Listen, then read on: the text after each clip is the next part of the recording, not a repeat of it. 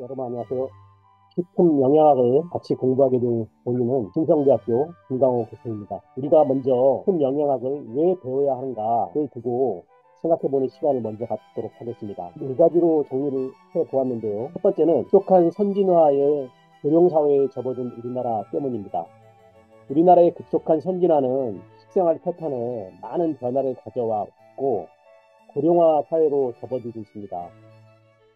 베이비 붐 세대라고 얘기하는 고령화 사회가 1955년생부터 1974년생이라고 하는데 이들이 우리나라의 인구 중에서 15% 정도가 되는 1758만 명 정도가 된다고 합니다. 그렇기 때문에 이 고령사회가 사회적 이슈가 크게 대두되고 있고 만성 퇴행성 질환의 발병이 지속적으로 증가하고 있습니다. 그렇기 때문에 이 두 번째 건강에 대한 관심도가 증가될 수밖에 없고요.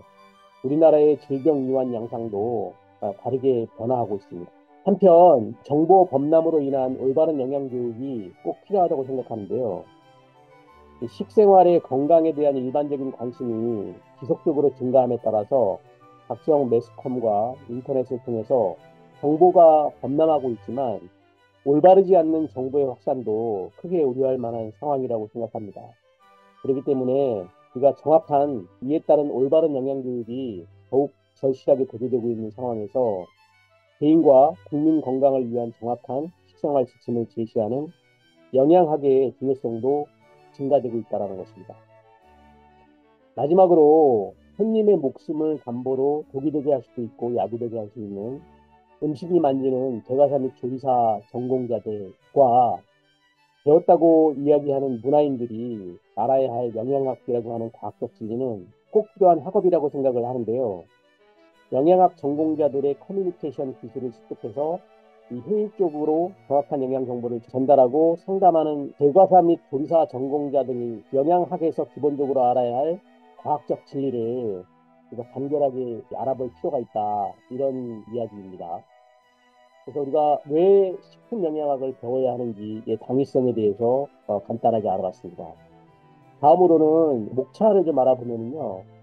먼저 이번 시간에는 건강한 식생활에 대해서 이야기를 해보고요. 그다음에 인체에 영양소가 들어왔을 때의 소화 흡수, 그다음에 탄수화물, 지질, 단백질, 에너지 대사, 수용성 비타민, 지용성 비타민, 다량무기질, 미량무기질, 5대 영양소 중점적으로 알아보는 시간을 갖도록 하겠습니다. 자, 그러면 이 본격적으로 일주 첫 시간인데요. 강의 내용이 어떻게 되냐면 건강한 식생활에 있어서 영양소의 역할과 종류에 대해서 알아보고요. 또 영양소의 에너지 함량과 그 섭취 비율에 대해서 알아보도록 하겠습니다. 마지막으로 이 영양과 우리 인체의 성장 발달이 어떻게 이루어지는지 같이 한번 알아보도록 하겠습니다. 배우기 전에 먼저 우리가 일반적인 상식이 어느 정도 되는지 한번 알아보겠습니다. 탄수화물은 1g당 4칼로리를 제공한다. 이게 O입니까 X입니까? 당연히 O죠. 그래서 탄수화물은 일반적으로 4칼로리를 내고 지방은 9칼로리, 그다음에 단백질은 이 4칼로리를 내는데 이것이 우리가 이 칼로리를 내는 영양소라고 합니다. 그래서 이미 그람당 4칼로리 내는 탄수화물은 지식이 아닌 상식이 된 것 같습니다. 꼭 알아두시기 바랍니다. 두 번째로는 심장병과 암 발병은 유전적인 요인으로 식생활은 무관하다? 이게 맞습니까? 틀립니까? 그러니까 일반적으로 봤을 때 모든 병의 요인은 유전과 관련돼 있다고 늘 많이 얘기하는데요. 특히 심장병과 암의 발병은 생활적인 습관이 더 큰 요인으로 대두되고 있고 심장병은 이 지질의 영양소와 관련이 많다는 것이 일반적인 상식입니다. 아울러서 식사와는 무관하다라는 생각은 절대 잘못된 이야기겠죠. 그러니까 입으로 들어가는 영양소의 중요성은 정말 건강을 위해서 가장 중요하다라는 것을 꼭 염두에 두기 바랍니다. 그러면 이번 첫 번째 시간에는 어떤 것을 배우나 하는 수업의 목표를 알아보도록 하겠습니다. 이번 시간을 통해서 우리가 건강한 식생활의 영위를 위해서 영양소의 종류와 또 그에 따르는 에너지 함량을 알 수 있다라는 수업의 목표를 가지고 공부를 한번 해보겠습니다. 그럼 먼저 영양소의 정의에 대해서 알아볼 텐데요. 이 영양소란 식품으로부터 공급되어 체내에서 열량을 내주거나 신체를 구성하며 또 인체를 성장시켜주고 체 조직을 유지, 보수하고 인체의 기능을 조절하는 성분을 말합니다. 인간이 생명을 유지하기 위해서는 여러 종류의 다양한 영양소가 필요한데요. 이들 영양소는 주로 식품 속에 함유되어 있지만 때로는 인체 내에서 합성되기도 하고 섭취한 영양소가 체내에서 다른 영양소로 전환되기도 합니다. 두 번째로 영양소의 종류는 크게 5가지, 즉 5대 영양소로 분류할 수 있는데요. 영양소는 탄수화물, 단백질, 지질, 비타민, 이 무기질 외에 5대 영양소로 분류가 됩니다. 이거 꼭 기억해 두기 바랍니다. 이와 같이 인체를 구성하는 주요 성분인 이 물을 포함하여 그 6대 영양소라고 하는데요. 물은 인체를 구성하는 상당히 중요한 요소 중에 하나로서 인체의 50% 이상을 차지하고 있죠. 최근까지 인간의 성장과 발달을 위해서는 다음에 우리가 알아볼 약 45가지 이상의 필수 영양소가 함유된 식사를 해야 한다고 알려져 있습니다. 그래서 우리가 필수 영양소, 꼭 필요하다라는 말인데 영양소가 일반적으로 봤을 때 45가지 정도로 구분이 된다는 것 기억을 해 두시겠습니다. 이들 영양소는 인체 내에서의 역할에 따라서 크게 3가지로 분류하는데요. 그러나 몇몇 영양소의 경우에는 그 역할이 다음으로 분류된 3가지 종류 중 한 가지에만 국한되지 않고 중복된 역할을 수행하기도 합니다. 기능에 따른 영양소의 분류가 바로 그것인데요. 우리가 탄수화물이나 단백질처럼 주로 에너지를 내는 영양소가 있고요. 그 다음에 단백질처럼 신체의 성장과 유지에 중요한 영양소의 분류가 있을 수가 있고, 마지막으로 비타민처럼 체내에서 기능을 조절하는 역할을 하는 영양소, 이렇게 기능에 따라 영양소를 분류할 수가 있습니다. 그러면 우리가 아까 말씀드린 45가지 이 필수 영양소에 대해서 알아보는 시간을 가져보도록 하겠습니다. 여기서 아까 말씀드린 물을 포함해서 6대 영양소라고 했는데요. 이 물은 유아의 대부분, 유아, 즉 어린이나 유아의 75%의 비중을 차지하는 게 물입니다. 그래서 맑은 물을, 깨끗한 물을 마시는 것이 중요한데요. 성인인 경우, 즉 16세에서 30세의 성인의 경우에도 남자가 58.9%, 여성이 50.9%의 비중이 물로 되어 있습니다. 그래서 비중이 차이가 많이 나네요. 남자, 여자. 약 한 8% 정도 남성이 물의 비중이 더 많은데요. 이처럼 물의 중요성은 물론 5대 영양소는 들어가지 않지만 아무리 강조해도 지나치지 않다고 생각합니다. 자, 본론으로 들어가서 5가지 5대 영양소를 하나하나 알아보면요. 우리가 탄수화물을 다른 말로는 포도당이라고 합니다. 그래서 포도당으로 전환되는 탄수화물인데요. 우리가 병원에 우리가 입원을 하게 되면 제일 먼저 이 링겔이라고 하는 이 포도당 주사를 맞는데요. 이상하게 그 포도당 주사를 맞으면 밥을 먹지 않아도 배고프지 않고 신체를 유지할 수가 있습니다. 옛날에 지방이라고 불렀던 이 지질은 리놀레산과 리놀렌산 이 2가지로 나누어집니다. 세 번째로 단백질인데요. 단백질은 영어로 아미노산이라고 합니다. 이 아미노산은 현대에 밝혀진 단백질의 종류는 히스티딘, 이소류신, 류신, 메티오닌, 라이신, 페닐알라닌, 트레오닌, 트립토판, 이 발린처럼 9가지로 단백질이 구분되는데요. 물론 꼭 외울 필요는 없겠지만 우리가 일반 상식으로 우리가 아는 만큼 그림이 보인다고 그러지 않습니까? 그럼 우리가 지금 이 단어를 단백질의 이름을 알게 되는 순간 여러 가지 매스컴이나 신문에서 이 단어가 눈에 들어오게 됩니다. 그래서 꼭 알아둘 영양소의 이름이라고 생각을 하고요. 다음으로는 이 비타민입니다. 네 번째 5대 영양소인데요. 비타민의 종류는 물에 녹는 비타민과 물에 녹지 않는 비타민으로 구분을 했습니다. 이 중 물에 녹지 않는 비타민을 우리는 지용성 비타민이라고 하는데요. 그게 밝혀진 순서에 따라서 A, D, E, K 이 4가지만 지금 현재 밝혀졌습니다. 그래서 지용성 비타민은 A, D, E, K로 구분되고 나머지는 전부 다 수용성 비타민이다. 이렇게 이해를 하시면 되겠습니다. 이어서 수용성 비타민의 이름을 알아보면요. 티아민, 리보플라민, 방송에서 많이 나오죠. 니아신, 판토텐산, 비오틴, 비타민 B6이고요. 비타민 B12, 엽산, 우리가 가장 중요하다고 얘기하는 비타민 C. 비타민 C는 8시간마다 한 번씩 보충을 해줘야 될 정도로 아침에 일어나서 가장 먼저 섭취해야 될 영양소가 바로 비타민 C입니다. 마지막으로 무기질에 대해서 알아보는데요. 이 무기질은 많이 들어있는 다량과 소량 들어있는 미량, 확정되지 않는 유학인 영양소로 구분이 됩니다. 다량 무기질은요, 칼슘과 염소가 인체의 뼈의 90% 이상을 구성하고 있고요. 마그네슘과 인, 칼륨, 나트륨, 황 성분이 있습니다.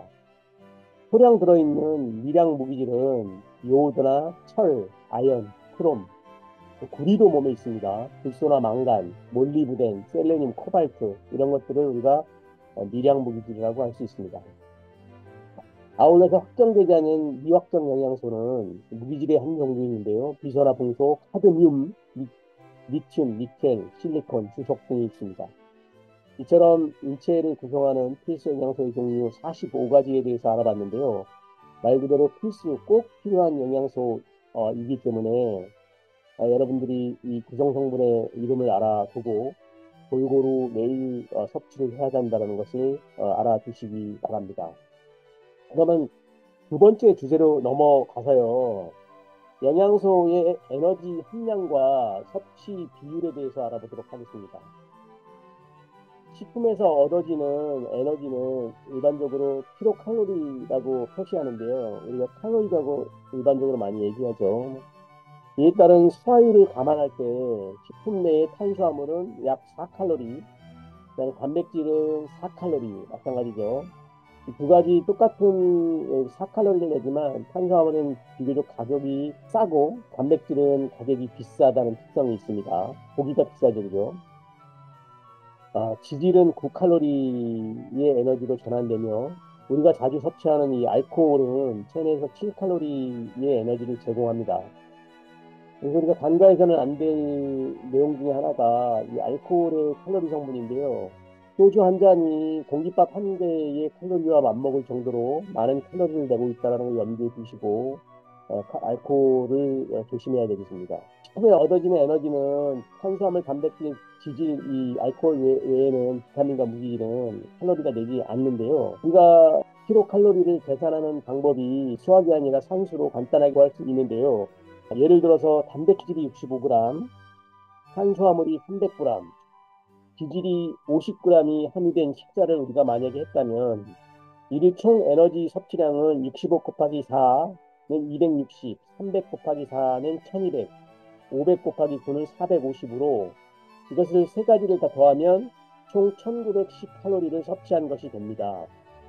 따라서 탄수화물, 단백질, 지질로부터 에너지 섭취 비율은 총 1910칼로리를 냈다라고 쉽게 계산을 할 수가 있습니다.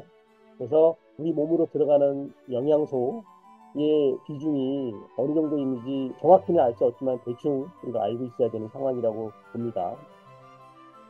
그러면 2020년 한국인 영양소 섭취 기준에 따르면 연령에 따라서 에너지 적정 비율을 제시를 했는데요. 먼저 남자나 영아, 유아를 먼저 알아보면 영아는 우리 12개월 이하로 된 아이를 우리가 영아라고 불리는데요. 영아의 자유는 없지만 1세에서 5세까지의 에너지 적정 비율이 구분되어 있고요. 여러분의 대부분의 나이인 19세에서 29세 남자의 에너지 적정 비율을 보면 탄수화물이 55에서 65%, 단백질이 7에서 20%, 지방이 15에서 30%의 범위 내에서 식사를 할 것을 권유하고 있습니다. 자, 여러분들 식사를 할 때 항상 이 단백질과 지방의 비중을 20에서 30%를 먹어야 된다라고 염두에 두고 계시면 되고요. 지방을 섭취를 할 때는 우리가 몸에 좋지 않다라고 알려져 있는 이 포화지방산과 트랜스지방의 비중을 우리가 이 7에서 1% 미만으로 한정되어 있습니다. 여성의 경우도 거의 비슷한데요. 성인 여성 19에서 29살의 에너지 적정 비율을 보면 매 식사 시에 55에서 65%의 비중을 탄수화물로 하고 7에서 20%의 비중을 단백질로 하고 15에서 30%의 비중을 지질로 해라. 마찬가지로 포화지방산과 트랜스지방은 7에서 1% 미만으로 섭취해라. 라는 것이 한국인의 에너지 적정 비율입니다. 우리가 계량기가 따로 없더라도 큰 숟가락으로 한 스푼을 팠을 때 우리가 15g 정도라고 생각하면 되겠고요. 달걀이 한 개에 55에서 60g 정도의 비중을 놓고 봤을 때 우리가 달걀 반 개 정도의 지방은 몇 끼마다 섭취를 해야 된다. 이렇게 염두에 두면 되겠습니다. 여기서 2020년 한국인 영양소 섭취 기준을 놓고 봤을 때 이 당류를 제한해서 우리가 알아보면요. 이 당류는 다른 말로 당 성분이 들어있는 것인데요. 총 당류 섭취량의 10에서 20%로 제한을 했으면 좋겠다라는 제안을 합니다. 여기서 이 첨가당은 따로 구분을 했는데요. 설탕이나 과당, 물엿, 박밀, 꿀, 시럽 등 일반적으로 단맛을 많이 내는 것을 우리가 첨가당이라고 하는데 이 첨가당의 비중을 우리가 식사에서 10% 이내로 제한을 할 것을 2020년 한국인 영양 섭취 기준에서 권장을 하고 있습니다. 자, 세 번째 이슈로 넘어가겠습니다. 세 번째 주제로 넘어가면요. 인간이 성장하는 데에는 이 영양과 성장 발달에 있어서 중요한 성분이 되기 때문에 영양과 이 성장 발달에 대해서 알아보겠습니다. 유전적인 요소와 환경적인 요소가 함께 작용합니다. 어떻게 보면은 엄마 아버지가 작으면 나도 작을 수밖에 없다라는 것이 유전적인 요소인데 이 환경적인 요소, 내가 어떻게 먹고 어떻게 어떠한 환경에서 자라느냐에 따라서 달라진다라는 것을 또 무시할 수 없기 때문에 유전적인 요소와 환경적인 요소가 함께 작용한다라는 것입니다. 물론 그렇죠. 부모의 키가 작으면 자녀의 키도 작은 것인데 키가 작은 부모에서 태어난 자녀는 또래의 다른 아이보다 키가 작은 경우가 많고 체형 역시 부모와 비슷해집니다. 하지만 대부분 자녀의 체위가 부모보다 크고 같은 민족에서도 세대가 거듭될수록 평균의 신장과 체중이 증가되는 것을 볼 수가 있습니다. 북한 사람들이 등치가 작은 이유 중에 하나가 우리보다 많이 못 먹기 때문이라고 유추할 수 있는데요. 그러면 이것을 증명하기 위해서 각 나라별 7세 이하의 어린이의 평균 신장을 비교해서 보면 우리가 선진국일수록 소득 계층 간의 편차가 작고 후진국의 어린이일수록 편차가 크다라는 것을 알 수가 있는데요. 후진국의 어린이라도 자라는 환경이 양호한 경우는 선진국 어린이의 평균 신장에 크게 뒤지지 않음을 우리가 혀를 통해서 알 수가 있습니다. 다시 얘기하면 질병의 이완 등의 스트레스가 없다면 영양은 인간이 가진 성장 잠재력을 충분히 발현시키는 데 가장 중요한 요인으로 작용한다고 영양학자들은 주장하고 있습니다. 이처럼 이 그림 1-1에서 보면은 세계의 대표적인 나라 7세 이하의 어린이의 평균 신장을 비교해 봤습니다. 데이터는 1985년도 자료인데요. 대표적으로 놓고 봤을 때 우리가 못 사는 나라라고 할 수 있는 이 과테말라나 나이지리아, 그 다음에 이제 인도의 데이터를 보면은 편차가 121cm부터 해가지고 110cm까지 굉장히 편차가 큰 것을 알 수가 있죠. 이건 평균치이기 때문에 7세, 이렇게 못 사는 나라일수록 잘 먹는 학생과 못 먹는 사람의 편차가 길다. 인도 같은 경우에도 굉장히 길죠, 그죠? 아울러서 이 홍콩처럼 소득 수준이 비슷하고 거의 대부분 잘 사는 나라라고 얘기하는 이 코스타리카 같은 경우에도 놓고 봤을 때 편차가 크지 않다. 편차가 크지 않다. 다 크거나 다 작다라는 뜻인데 이처럼 먹는 것의 정도에 따라서 7세 이하의 어린이 평균 신장이 편차가 크고 다르다라는 것을 알 수가 있습니다. 이것을 놓고 봤을 때 우리가 먹는 것의 중요성을 다시 한번 유추할 수 있다고 생각을 합니다. 이처럼 이 그래프를 통해서 봤듯이 7세 이하의 어린이의 성장치를 놓고 봤을 때 영양과 건강은 아주 밀접한 차이가 있다는 것을 우리가 알 수가 있는데요. 이처럼 영양소는 인간이 태어나고 성장하는데 필수적인 뿐 아니라 성인이 된 후에도 신체 조직의 유지 및 조직과 세포의 활발한 기능을 위해서 꼭 필요합니다. 그림에서 보는 바와 같이 인체 건강을 위해서는 영양소를 적정 수준으로 섭취하고 유지하는 것이 필요합니다. 적정 범위 섭취 수준보다 약간 많거나 적은 경계 수준으로 섭취할 경우에는 신체 기능이 비례적으로 감소하게 되며 그 정도가 더 커지게 되면 부족증이나 독성을 일으키고 결과적으로 사망하게 됩니다. 옆에서 보는 바와 같이 사망의 범위와 많게 먹어서 죽을 수 있고 적게 먹어도 죽는 것과 같이 부족과 독성, 경계 결핍이 있듯이 적정 수준의 영양소의 섭취량이 적정 수준으로 이어져야 된다라는 것이죠. 과거에는 영양 섭취의 부족과 의료 혜택의 부족 등으로 폐결핵이나 기생충 감염 등으로 대표되는 감염성 질환이 질병의 대부분을 차지하였고 에너지와 단백질을 비롯한 특정 영양소의 부족 등으로 면역 능력이 저하되어 모성 및 영아 사망률과 취약 전 어린이 사망률이 굉장히 높았습니다. 북한이 지금 그렇죠. 따라서 과거의 특히 조선시대의 국민의 평균 수명도 상당히 짧았습니다. 40세 정도밖에 되지 않았다고 하잖아요. 그러나 현대 사회에서는 일부 극심한 식량 부족 지역을 제외하고는 대부분의 경우 비만에서 비롯한 질병과 과도한 체중 감량 또는 거식증의 문제로 기인한 영양 부족이나 그리고 불규칙한 식생활에서 비롯한 특정 영양소의 불균형 내지는 경계 결핍이 문제가 되고 있습니다. 북한 같은 나라에서는 이제 영양소가 부족해서 문제의 부족으로 경계 결핍으로 사망하는 경우가 많이 있겠지만 대부분의 나라에서는 많이 먹어서 잘 먹어서 독성을 일으키게 돼서 사망하게 되는 경우가 있어요. 대표적인 부자병이라고 하는 당뇨병이 그렇게 되고요.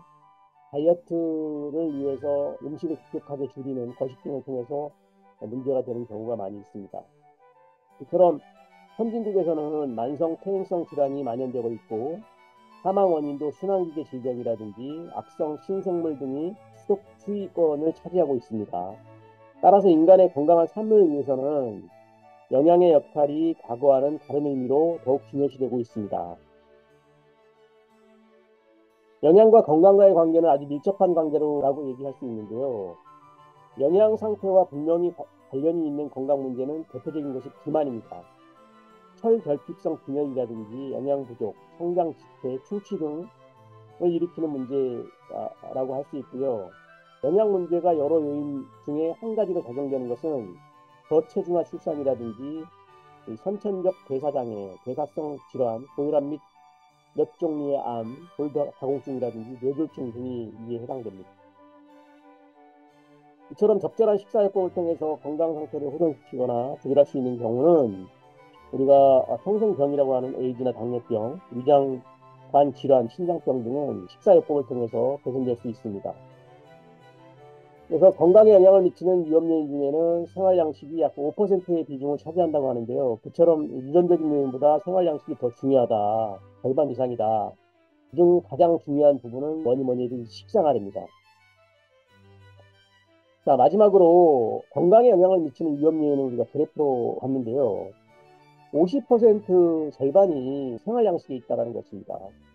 어느 정도 동감을 하실지 모르겠는데 생물학적 요인, 즉 유전자를 포함해가지고 남자, 여자라든지 흑인이나 백인이나 황인종이라든지 이 생물학적 요인은 20%인데 반해서 이 생활양식은 절반에 해당되므로 생활양식을 어떻게 하느냐에 따라서 건강에 영향을 미친다는 것입니다. 여기에는 흡연을 하느냐 안 하느냐, 술을 마시느냐 안 마시느냐, 식생활의 고주의라든지 스트레스를 어느 정도 받느냐, 의사의 처방에 어느 정도 순응을 하느냐, 그 다음에 운전을 할 때 안전벨트를 하냐 안 하느냐에 따라서 수명과 건강에 영향을 미치는 요인이고요. 아까도 말씀드렸듯이 이 유전을 포함한 생물학적 요인은 20%의 비중밖에 차지하지 않는다. 그 다음에 이제 사회적 후원이라든지 공해, 산업장 재해라든지 소음, 방사능이라든지 불안전한 고속도로 디자인에 따른 환경적 요인은 생각적 요인처럼 2%의 비중을 차지하고 어느 정도 의료 혜택을 받느냐에 따라서 건강에 미치는 위험 요인은 10%의 비중을 차지한다는 것이죠. 자, 이런 결과에 따르면 우리가 일반적으로 어떻게 생활하고 어떻게 먹느냐의 중요성이 강조가 된다라고 할 수가 있습니다. 장 요약을 해보겠습니다. 영양소의 역할과 종류에 대해서 알아봤고요. 두 번째로 영양소의 에너지 함량, 그다음에 이제 섭취 비율, 특정 섭취 비율에 대해서 알아봤습니다. 영양에 관련된 이 성장과 발달에서 그 식생활에 영향을 미치는 요인에 대해서 알아봤습니다. 자, 수업 받느라 수고 많았습니다. 자, 잠시 후에 뵙겠습니다. 감사합니다.